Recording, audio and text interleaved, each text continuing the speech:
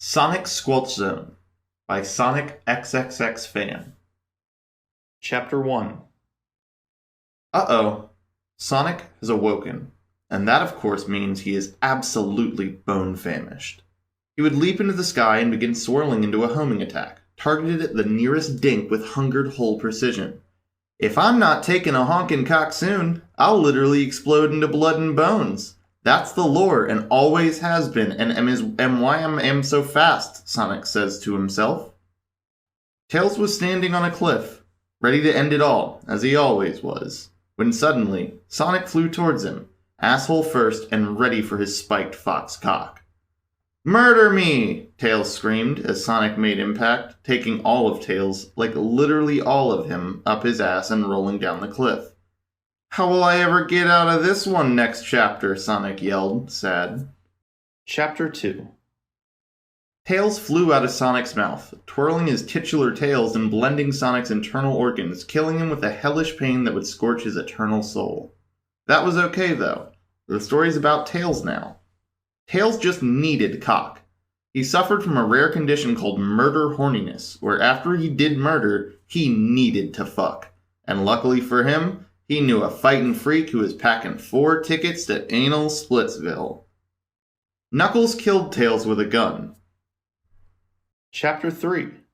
Knuckles was in Aquatic Mine, but the water was piss. He loved piss. Sexually. Yeah, Knuckles was gobbling all the pee-pee, and he was ready to drown and explode from the pee. He did that. Shadow saw. You are Shadow now.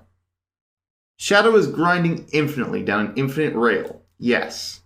Chaos control, he said, teleporting into Cum Cavern. There's cum here, and that is what I need.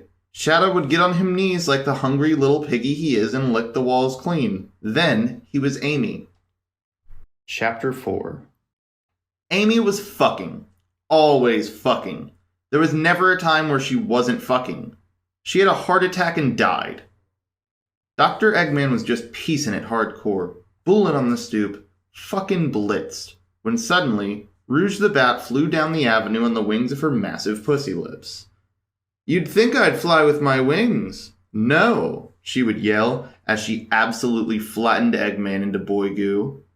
Rouge took off into the sun, and was instantly shot down from the heavens by Cream the Rabbit, wielding a large rifle and crying. Everyone in the city declared her as a hero and raised her into the air above their heads. At this moment, Cheese the Chow would pull the trigger on his larger rifle, splitting her torso in twain, showing no visible remorse as his impossibly massive cock flexed. Cheese then pulled a handgun out of his ass and shot himself. Next time on Chapter 5. The early morning light crept between the blinds and into the bedroom of one Charmy the Bee. Charmy stirred as his eyes fluttered. It's a good day to be alive, not horny, and excited to see tomorrow, Charmy would say to himself. At that second, Vector the crocodile kicked his door in and trained the barrel of his shotgun on Charmy's skull. Vector's sword-like cock would stretch and slap Charmy across the face before the gun deploys, instantly sending Charmy's brains against the wall with a deafening blast. Vector's cock was also blown off, so he was useless, getting on his knees and eating the power outlet's pussy before dropping to the floor. Sorry. Chapter 6. Silver the Hedgehog would rest atop a tall building, gazing into the distance sleepily before falling forward, saying, "Fuck it," to himself, splattering right next to Big the Cat and Froggy. The boy splash would scare Froggy and he would run off. Big would see the frog escape and walk forward under a bus, almost destroying the bus as it destroys him. Froggy headed down the street and into the park, smiling wide as he sees a crystal clear and placid lake. This would be his home, and here his kingdom would grow. Froggy hopped forward and into the water, screaming, "Who wanna fuck?"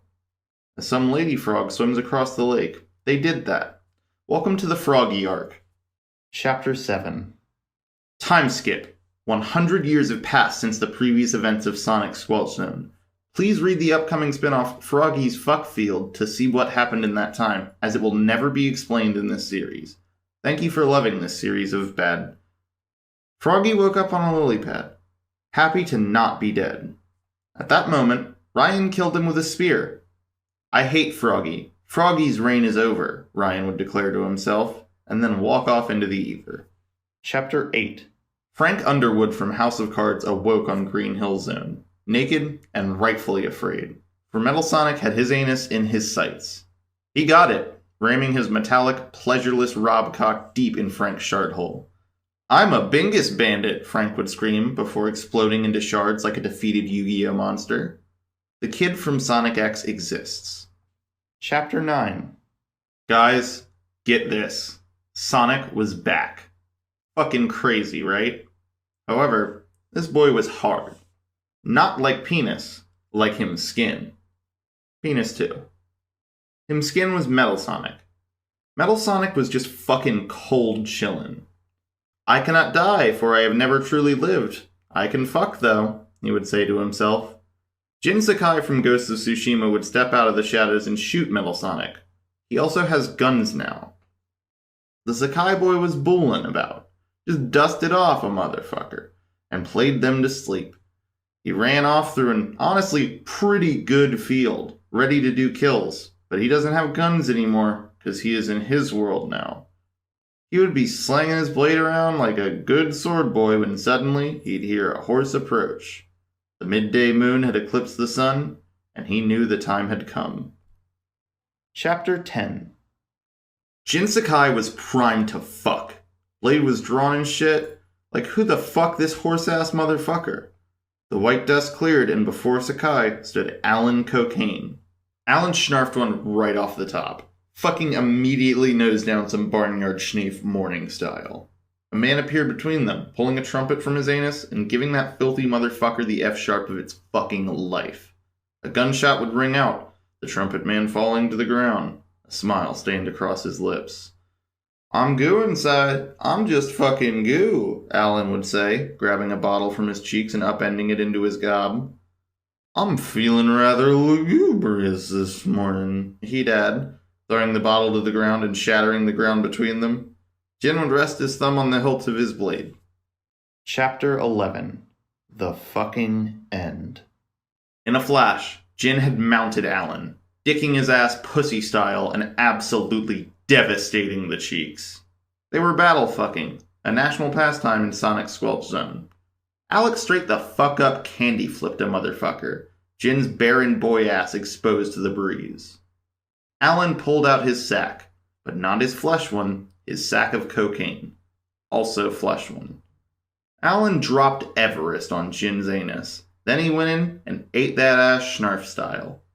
Jin drew his blade, slicing Alan in two as his fragments pounded against the floor. Alan's hand would reach into the holster and shoot Jin Sakai in the head.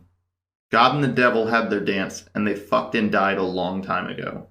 Fuck you.